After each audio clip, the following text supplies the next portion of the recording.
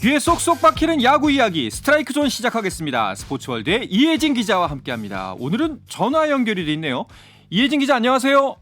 네, 안녕하세요. 스포츠월드 이혜진 기자입니다. 아니 이혜 기자 오늘 어디 가셨길래 또 이렇게 전화 연결이 된 거예요? 오늘 여자농구 취재를 왔는데요. 오늘 우리은행이 우승을 확정할 수 있는 경기라 먼 곳을 좀 다녀오게 됐습니다. 죄송합니다. 그렇군요. 일단은 또 이제 스트라이크 존이니까요. 야구 이야기 이혜진 기자와 나눠보도록 하겠습니다. 자, 월드 베이스볼 클래식 이야기부터 해볼까 하는데요. 20개의 참가국 모든 나라의 최종 명단이 드디어 발표가 됐습니다. 네, 지난 10일이었습니다. 사무국은 MLB.com을 통해 2023 WBC에 출전할 20개국 600명의 선수 명단을 생방송으로 발표했습니다. 이 최고 권위를 자랑하는 대회인 만큼 면면이 화려했는데요. 네. 메이저리그 구단에 소속된 선수만 332명이었고요. 40인 로스터에 포함된 현역 빅리거는 186명이었습니다. 이 가운데 올스타 출신 또한 67명이었습니다. 와, 진짜 별들의 전쟁이 벌어지겠네요. 자, KBO 리그 MVP로는 이정우 선수가 있고 또 뭐 나머지 MVP는 어떤 선수들이 있나요? 네, 일단 빅리그 MVP 경력자만 8명이나 되는데요. 와. 미국 대표팀에 합류한 마이클 트라웃, 또 무키 베츠, 폴 골드슈미트, 클레이턴 커쇼, 또 일본의 오타니 쇼헤이, 베네수엘라 미겔 카브레나, 또 호세 알투베, 또 캐나다 프레디 프리먼 선수 등이 출격을 합니다. 일본의 무라카미 무네타카 선수도 WBC 무대에 서는데요. 무라카미 선수는 지난 시즌 56개의 홈런을 때려내며 일본 프로야구 센트럴리그 최연소 만장일치 MVP로 뽑힌 바 있습니다. 한일전에서 이정우 선수와의 치열한 대결 또한 세계 야구 팬들이 주목하는 부분이 아닐까 싶습니다. 그러니까요. 뭐 우리나라는 물론이고 각 국가마다 당연히 내로라는 선수들이 다 총출동하게 되는데 면면을 보니까 이제 국내 프로야구 KBO 출신의 외국인 선수들도 눈에 띄던데요. 네, 맞습니다. 말씀하신 대로 이번 대회에선 낯익은 얼굴들을 꽤 많이 볼 수 있을 전망입니다. 한국을 제외하고 9개 국가에서 KBO 리그에서 뛰었던 선수들이 엔트리에 포함됐습니다. 숫자 또한 KT 주건 선수까지 포함해 11명으로 역대 가장 많습니다. 일단 야구 종주국이라고 불리는 미국에도 2명의 KBO 리그 경력자들이 있는데요. 네. 메리 켈리와 브루크 레일리 선수입니다. 각각 SSG 전신인 SK와 롯데에서 에이스 역할을 했던 자원입니다.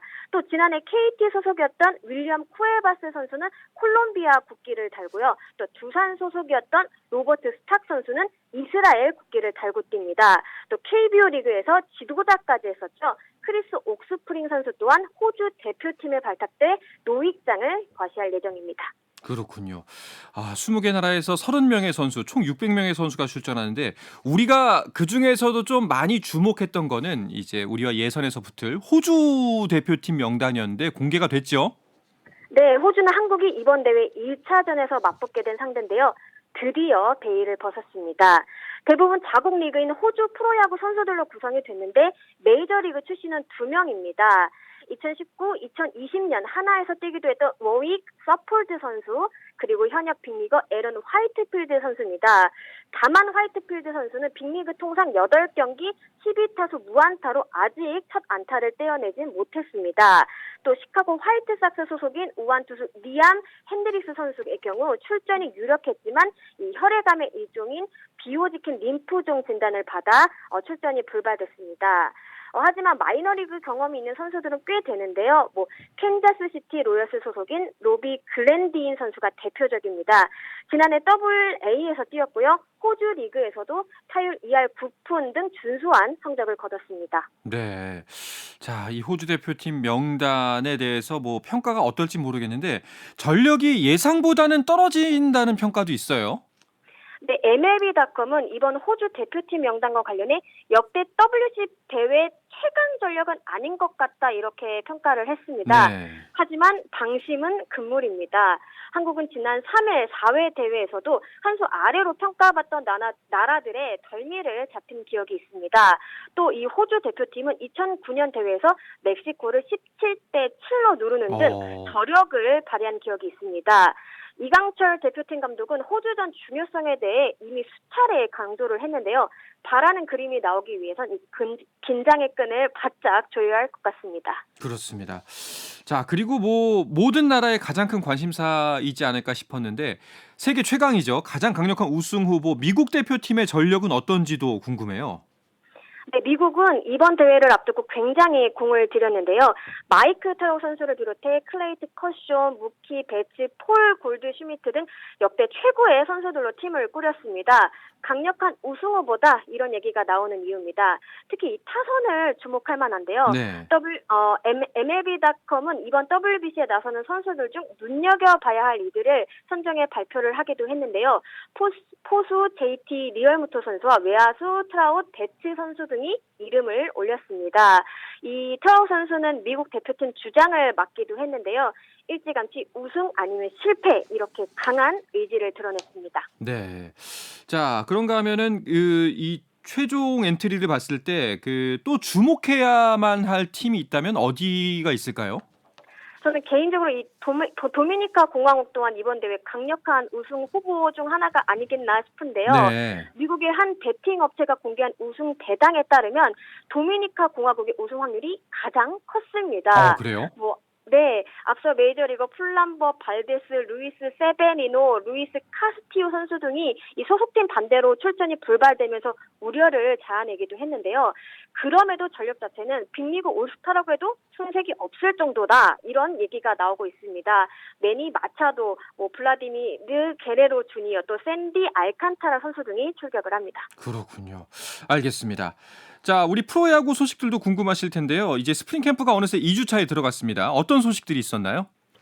네, 정용진 SSG 구단주가 격려차 스프링 캠프지인 미국 플로리다 베로비치에 깜짝 방문을 했습니다.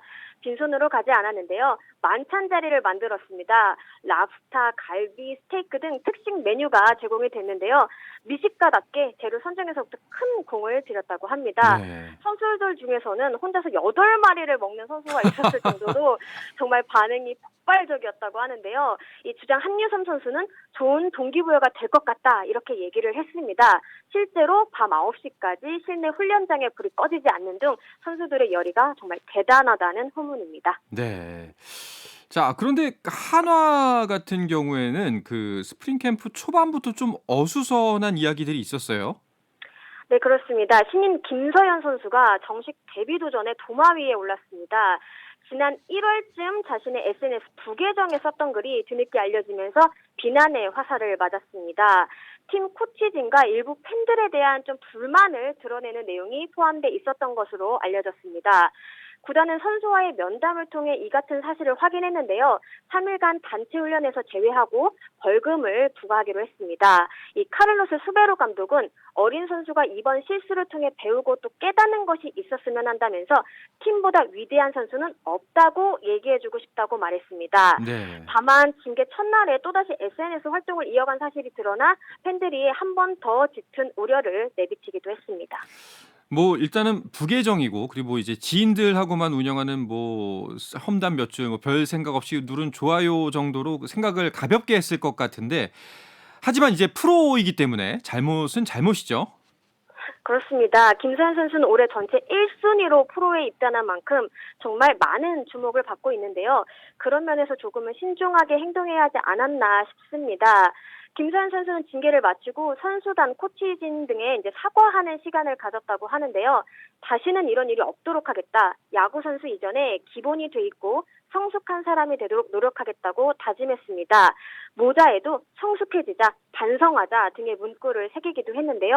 이번 기회를 계기로 반성하고 더 성숙해지는 계기가 됐으면 하는 바람입니다. 네, 이 사건 하나로 김서현 선수를 판단하거나 문제로 낙인 찍어서도 안 되겠지만 김서현 선수 본인 자체는 가볍게 넘기면 안 될 것 같다는 생각이 좀 듭니다. 네, 김서현 선수 이제 막 사회생활을 시작한 만 19세 어린 투수입니다. 아직 많은 것들이 낯설 거라고 생각하는데요. 그만큼 배워야 하는 것도 적응해 가야 되는 것도 많을 수밖에 없을 것 같습니다. 하지만 프로 세계에서 단순히 어리다는 이유만으로 모든 것이 수용되진 않잖아요. 그렇죠. 특히 도덕성에 대한 기준이 날이 갈수록 높아지고 있습니다. 비단 김서현 선수뿐 아니라 선수단 모두가 가장 중요한 프로 선수로서의 책임감에 대해서 좀 깊이 생각해 볼 필요가 있지 않나 이런 생각이 듭니다. 그렇습니다. 이제 좀 스스로 좀 단속도 하고 그리고 이제 또 좋은 활약을 펼쳐준다면 또 팬들이 또 많이 반겨줄 거라는 생각이 듭니다. 자, 그리고 또 다른 야구계 뉴스로는 어떤 소식들이 있었나요?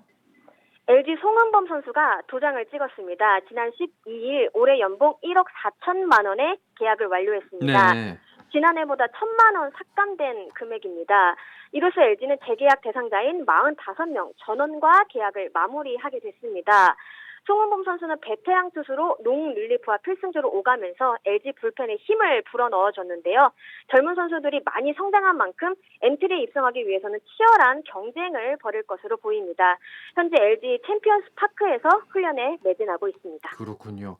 그런데 그 기사 내용을 보자니 그 서로 구단과 선수 간의 의견 차이가 연봉이 1,000만 원 차이였다고 하는데 사실 이 정도 차이 가지고 석 달 동안 서로가 조율을 못했다는 거는 좀 이해가 안 가는 부분이기도 한데요. 네, 그만큼 양측 입장이 좀 팽팽했다고 보면 될 것 같습니다.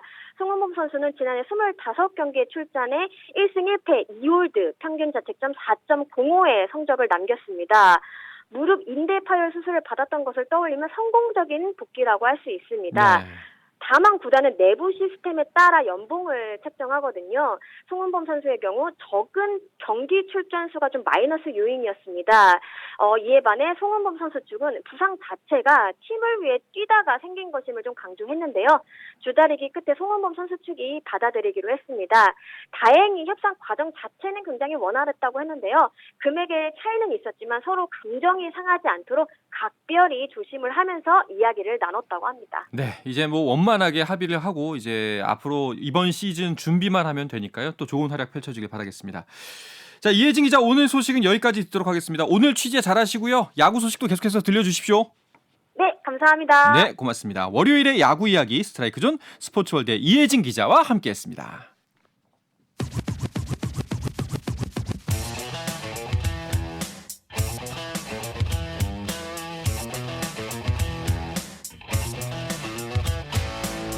짜릿함이 살아있는 시간 한상원의 스포츠. 네, 지난 한 주간의 배구 이야기도 오늘은 나눠볼까 합니다. 주간 배구 문화일보의 오혜원 기자와 함께합니다. 어서 오십시오. 네, 안녕하세요. 문화일보 오혜원입니다. 반갑습니다. 아, 또 오랜만에 뵙네요. 이렇게 또 월요일에 뵙네요. 네, 아니면 언제든지 불러만 주시면 제가 네. 달려오겠다고 약속하고 갔으니까요. 네. 불러주셔서 제가 또 열일 마다하고 달려왔습니다. 아유, 정말 감사합니다. 정말 그 약속을 그대로 지켜주고 계신데, 자, 원래 배구가 오혜원 기자의 주종목이잖아요. 네, 제가 지금 배구 기자, 간사 맡고 있습니다. 오. 이거 한 줄이면 되지 않을까 싶습니다. 그렇죠. 그만큼 배구에 대한 뭐 애정도 깊고 또 전문성도 있는 분인데, 자, 배구 지난주에 있었던 경기들 중에 가장 눈길을 모았던 경기부터 이야기를 해볼까 하는데요. 일단은 무엇보다도 여자부 흥국생명대 IBK의 경기였겠죠. 네, 지난 주말입니다. 토요일에 열린 경기였는데요. 언제나 그렇듯이 네. 흥국생명 주말 홈 경기에는 5,800명 만원 관중이 들어찼습니다. 네. 저도 이날 경기장에 있었는데요. 긴팔을 입고 간 게 후회가 될 정도로 정말 열기가 뜨거웠습니다. 그렇군요. 확실히 뭐 이렇게 지금 팬들이 이렇게 모인 거는 뭐 김연경 선수에 대한 기대감도 있기 때문이지만 무엇보다도 흥국생명이 1위를 탈환할 수 있는 게 정말 코앞이잖아요. 맞습니다. 네. 전날 경기에서 선두인 현대건설이 최하위 페퍼저축은행에 덜미를 잡히면서 흥국생명이 이날 승리를 하면 V리그 여자부 선두로 올라설 수 있는 기회를 잡은 덕분인데요. 네. 그래서였는지 흥국생명을 또 김연경 선수를 응원하는 배구 팬들의 목소리가 더 크게 느껴졌는데 결과는 예상외로 IBK 기업은행이 세트스코어 3대1로 승리를 했습니다. 그러니까요. 이게 스포츠가 재밌는 게 막 마치 와 이제 진짜 오늘만 잡으면 끝이네. 그리고 IBK 상대로 잘했었잖아요. 맞습니다. 흥국생명이. 맞습니다. 그런데도 또 이렇게 승부가 펼쳐지네요. 1, 2세트도 모두 다 IBK 완승이었어요.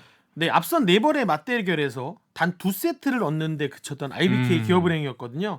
그런데 이날 경기에서는 첫 세트부터 흥국생명을 완전히 압도를 했습니다. 네. 뭐 평소보다 흥국생명의 경기력이 좋지 않았던 것도 있는데요. IBK 기업은행이 워낙 잘했습니다. 최근 한 2, 3년 정도 중에 이 정도로 잘했던 적이 있을까 싶을 네. 정도로 IBK 기업은행 경기력이 좋았거든요. 특히 블로킹이 네. 15대 4로 압도적이었습니다. IBK 기업은행이 흥국생명의 공격을 완벽하게 틀어 막으면서 승리를 했다. 이렇게 볼 수 있겠습니다. 그러니까요. 1세트는 보니까 25대 10이었어요. 야, 진짜 IBK가 정말 압승을 거뒀다고 표현할 수도 있는 것 같은데 이날 어쨌거나 흥국생명이 져서 여전히 2위이긴 합니다만 뭐 선두 현대건설과의 승점은 단 1점밖에 나지 않습니다. 네, 말씀해주신 것처럼 현대건설이 21승 6패로 승점 61점을 확보했고요. 네. 흥국생명이 20승 7패로 승점 60점을 확보했습니다. 흥국생명하고 현대건설은 이제 이번 주에 경기 결과들에 따라서 흥국생명이 현대건설을 제치고 1위로도 충분히 올라설 수 있는 가능성입니다. 그렇군요. 알겠습니다. 이쯤에서 여자부 그 배구팀 순위도 한번 짚어주시죠. 네, 1위 현대건설, 2위 흥국생명은 말씀드렸고 3위 한국도로공사가 승점 44점으로 쫓고 있습니다. 4위는 KGC 인삼공사 승점 41점이고요. GS칼텍스가 5위, IBK 기업은행이 6위, 페퍼저축은행이 최하위 7위입니다. 그렇군요. 와, 현대건설이 절대 무너질 것 같지 않았던 성벽이었거든요. 그런데 점점점 이제 그 성벽이 허물어지고 있는 느낌이 좀 들어요. 왜 그런가요? 아무래도 부상의 영향이 좀 가장 크다고 볼 수 있겠습니다. 가장 먼저 지난 시즌에 이어서 이번 시즌도 V리그 여자부에서 정말 좋은 활약을 해줬던 외국인 선수 야스민이 네. 12월에 허리 디스크 문제가 발생하면서 전열에서 이탈을 했죠. 뭐 사실 야스민의 부상 공백은 베테랑 황현주 선수가 잘 메워줬습니다. 그런데 야스민의 허리가 예정됐던 시간보다 더 길어지면서 황현주 선수도 아무래도 베테랑이다 보니까 체력적인 좀 문제가 그렇죠. 노출될 수밖에 없잖아요. 그러다 보니까 황현주 선수의 경기력도 좀 떨어지고 있고 이 야스민 선수의 부상이 길어지면서 일단 거기서 구멍이 생겼다라고 볼 수 있고요.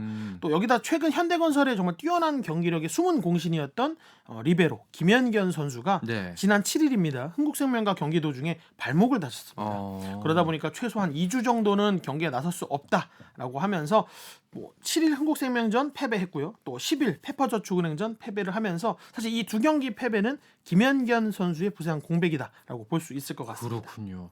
자, 현대건설 그래도 선두 자리 지켜야 하기 때문에 야스민을 마냥 기다릴 수는 없기 때문에 몬타뇨를 새로 영입을 했습니다.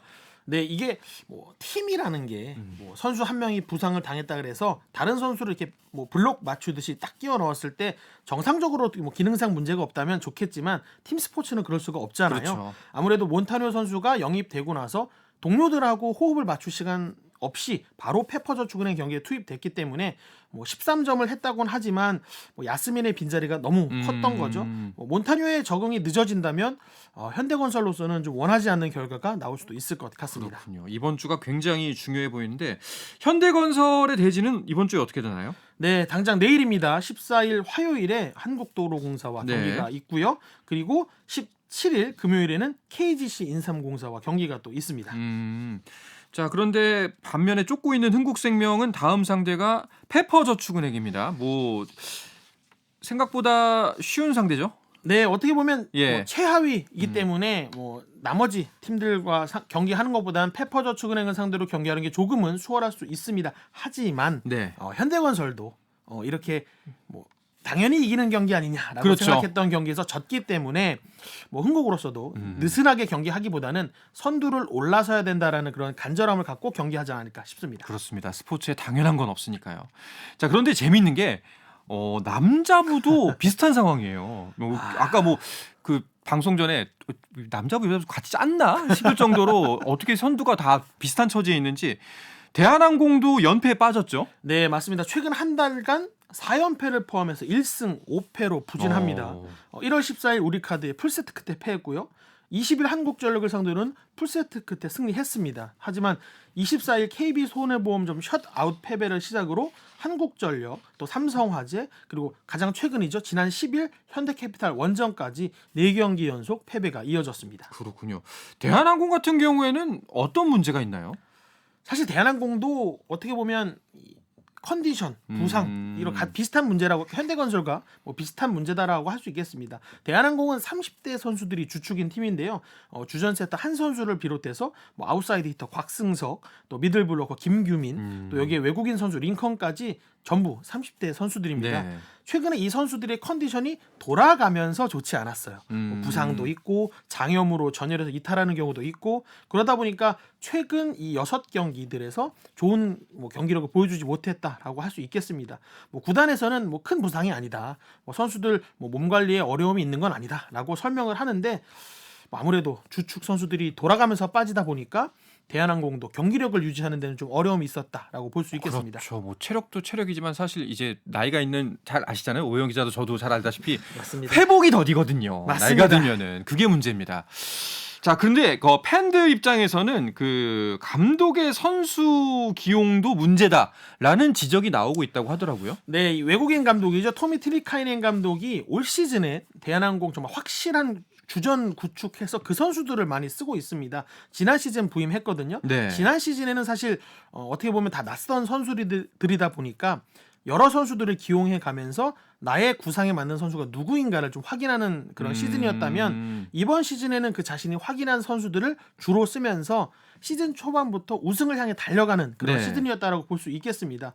뭐 그러다 보니까 경험이 많은 베테랑 선수들에게 아무래도 좀 경기 출전 기회가 많았던 것 같고요. 사실 뛰어난 기량을 가진 선수가 코트에 나서는 게 맞잖아요. 그렇죠. 그러다 보니까 좀 이게 논란이 될 만한 부분은 아닌 것 같다라는 생각도 있는데 아무래도 뭐 경기가 이미 승부가 기울어서 주전 선수들이 좀 쉬고 그동안 기회가 없던 백업 선수들이 좀 출전해도 그러니까 팬들이 보기엔 그래도 충분히 이길 수 있는데 그런 상황에서도 주전 선수들 고집하는 게 아무래도 좀 팬들로서는 선수들 걱정이 좀 됐던 것 같습니다.